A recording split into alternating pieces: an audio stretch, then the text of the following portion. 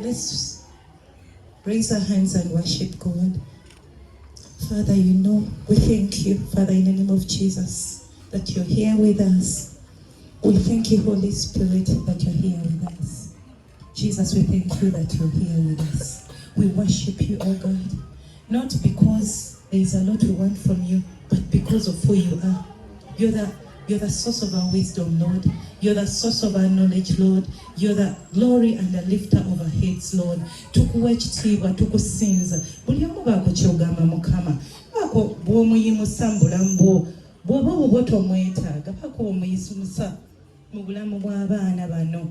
Kubanga bwe tumugulumiza akka wansi mu ffe. When his praises go up, his glory comes down. Father, we praise you. We adore you. We worship you. You say in your word, we come into your courts with praise and thanksgiving. Father, here we are to praise you, to worship you, to glorify your name, because we are nothing without you. Tetwandibaddewo awootali Mukama, gw'otufudde kino kye tuli Mukama, gw'otusomesezza, gw'otuwadde obulamu, gw'ogabiridde Mukama. Twala ekitiibwa, twala amatendo, twala obuyinza Mukama. Abalala nga beesiga amagaali, abalala nga beesiga byonna bye bakola, abalala beesiga amasabo, abalala beesiga amaanyi gaabwe, amagezi gaabwe. Ffe tugamba gwe magezi gaffe, gw'otufudde kye tuli Mukama. Bwe tusoma gw'otuwa amagezi ne tutegeera Katonda w'ekisa. Tukuddiza ekitiibwa n'ettendo, tukusinza mu bakulembeze baffe, tukusinza mu director waffe, tukusinza ku lw'abasomesa baffe, tukusinza ku lw'abazadde baffe. Twongera okusinza ku lw'abaana bano. Tukuwa ekitiibwa n'ettendo. Be glorified, be magnified, be exalted. In Jesus' mighty name we've prayed and believed. We believe it is well. Nga bakyali wano, twagala okubeebaza abazadde abazze. Twasoose okubeera n'emmisa eyabaddewo ekulembeddwa musomesa waffe, era ng'omusomesa munnange bw'abagambye nti tetusosola madiini, buli omu alina enzikiriza ye. Eno si theological school, twajja kusoma bino eby'ensi, ebisomo emirala. Kaakati amadiini gonna buli omu ajja n'asoma, era bwe kituuka okusabira abaana tubawa chance buli ddiini, kuba buli batusaba nti twagala tulabe ku bakulembeze ab'enjawulo ab'enzikiriza. So leero omwaka guli reverend owaba Anglican yakulembera, leero tubadde n'omukulembeze ava mu Catholic Church. Tubeebaza kuba bakatoliki mubaddewo bangi. Tubeebaza kuba musobodde okubeerawo, neera ne twongera okwebaza abakulembeze baffe abaliyo ebyemyoyo abazze. Mwe mulino sheeki waffe ow'essomero, tuwuubireko sheeki bamanye nti wooli.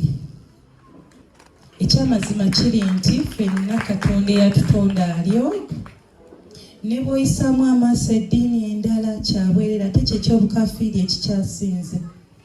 Omusiraamu bw'aba asinza y'engeri gy'ategeera, omukatoliki y'engeri gy'ategeera, oba omulokole.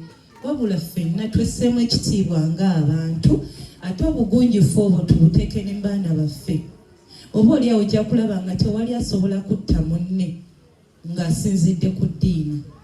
So n'olwekyo twebaza Mukama olw'omusomesa waffe atukulembedde. Tulabye nga ne sheek azze n'atukulembera. Reverend tasobodde kubeerawo, omubaka we agambye nti mbabalabire. Petroni w'aba Anglicans wano ku ssomero ye Madamu Solome Ibasa. Petroni w'aba Anglicans, ate neera petroni w'aba Catholics wano ku ssomero ye Miss Caroline Nadamba. Please step forward. Era akoze omulimu gw'amaanyi ng'akola ne Madamu Winnie mu misa ebaddewo. Bambi mbakubireko mu ngalo. Njagala okwebaza Mukama olw'abasomesa baffe bano nti tetuleeta bantu b'ebweru, era wekisobose olaba ne mu kusaala. Era sheek bw'aba tannatuuka osanga Miss Zamzam, Miss Habiba nga bakoze omulimu gwabwe bategesa abaana basaala buli lunaku era ne wabaawo ennaku sheek zajja. So tubeebaza abasomesa baffe olw'omulimu omulungi. Madamu Zamzam jangu bakulabe.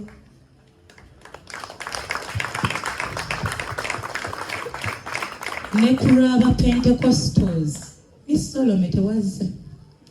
Kulaba Pentecostals njagala okwebaza Madam Joanne.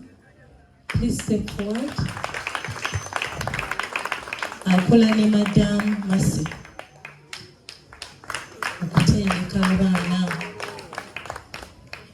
Nagambye abaisiraamu tewali tosobola gamba nti abaana basaala nga tewali kusinza. Nammwe mulina engeri yammwe gye musinza. So ne Sheikh okay. Bas era omulabye batandise n'oluyimba olulinga olw'okusinza ate ne bamala ne batuwaayo essaala. So that is how it is. We are grooming our learners in the different religious faiths. Right about now, but then nsaba abazadde ye chance yaba Pentecostals ng'oli gw'ogamba nti nze ame Pentecostal oba n'omuzadde omulala awulira nga kyabuzeemu gwe naye wandyagadde okola ki mu ngeri eyiyo okuteeka emikono ku mwana wo. Tekiriiko ddiini, tekiriiko nzikiriza. Bambi jangu tusabire abaana bano. Omanyi naddala abakyala, gwe maama gw'ozaala omwana ono oba olina obuyinza bungi ku mwana ono. Tulaba Mary mu Bible, tulaba Rebecca mu Bible, tulaba abakyala bangi ab'amaanyi. Tulina obusobozi bungi ng'abakyala, ebiva mu ffe tulinako obuyinza bw'amaanyi. Weewaawo ne bataata bwe mutyo. So tugenda bayita naye nga tebannajja. Nina ekigambo kye njagadde obawa. Omusomesa yayogedde ku myoyo 7, the 7 spirits of the Lord. Well, buli omu abasomesezza amagezi era mutegedde scriptures muziina ez'amagezi. Naye ate Bayibuli nga tetunnatuukawo egamba mu Isaiah 41:10, fear not, for I'm with you. Be not dismayed, for I'm your God. I will strengthen you. Yes, I will help you. I will uphold you with my righteous hand. Akugambye Katonda, totya.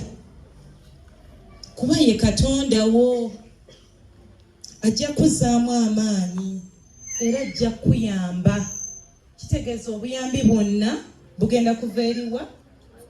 Wangi? I will uphold you with my righteous hand.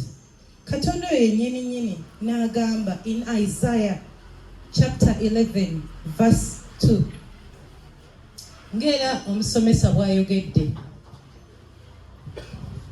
N'agamba the spirit of the Lord shall rest upon you. Emyoyo egiri 7 egiri ku Namulondo ya Katonda. N'agamba I will rest upon you.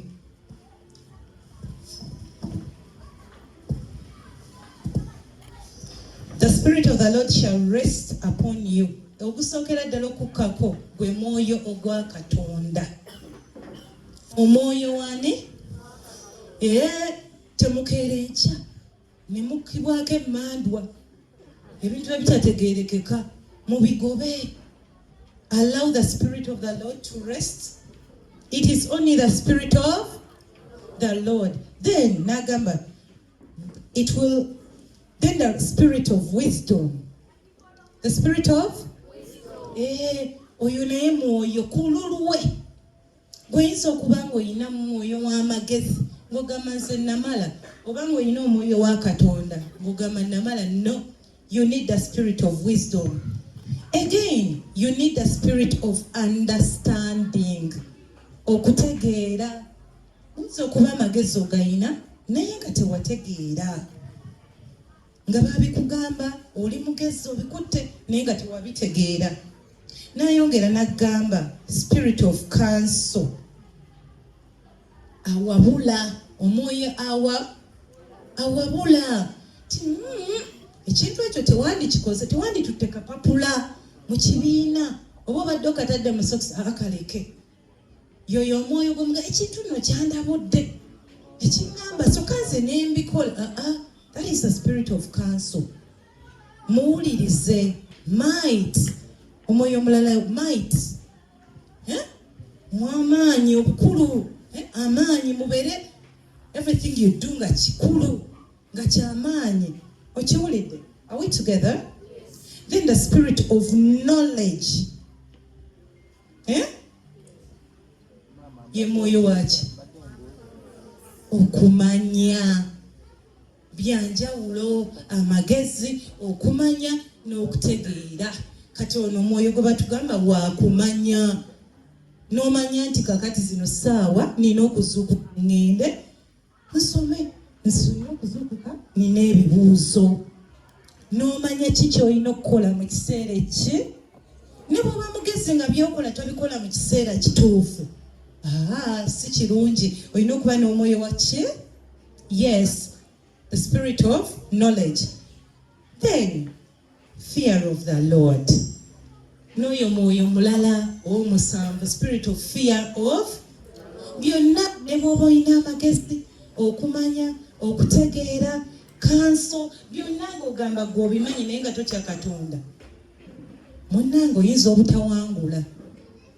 Okutya Katonda kwe kutya. Okukyawa Katonda byakyawa. N'okwagala byakola ki? Byayagala. Kitegeeza otya Katonda. Kino sijja kikola kiswaza Katonda wange. Okitegedde? So those are the 7 spirits of the Lord. Era mu kiseera kino nga bwe okubisaba. Naffe abazadde tusabe ebyo byonna Katonda bw'abiteeka ku baana baffe. Bagenda kuwangula. Amen. Kati njagala okwaniriza abazadde baffe buli omu ojje okwate ku mwana wo. How many of you have seen your parents here? How many of you have not yet seen your parents? By show of hands. Bameka? Okay. Kati abazadde bameka wano ng'osobola bano be tuba tusooka abatannala abazadde baabwe muliwa? Jangu fukamira wano. Njagalayo abasinsimula essaala nga gwe toyina mwana wano ogenda kwekwata omwana omba teacher nga gwe owuliramu jangu wano jangu wait yes kneel down here come forward abasomesa abaana baffe baba n'abazadde baabwe tebannajja tugala n'abaana bano omusinsimuleko essaala eri seeka kwata olibulawo oli talina muzadde. Madamu Solomon kiikiridde Reverend mulamba wuno. Your father's been around. He has gone. Okay, kati abasigadde namwe mufukamire abazadde mujje tugabane abaana baffe tulyoke tusabe essaala eri mwewe space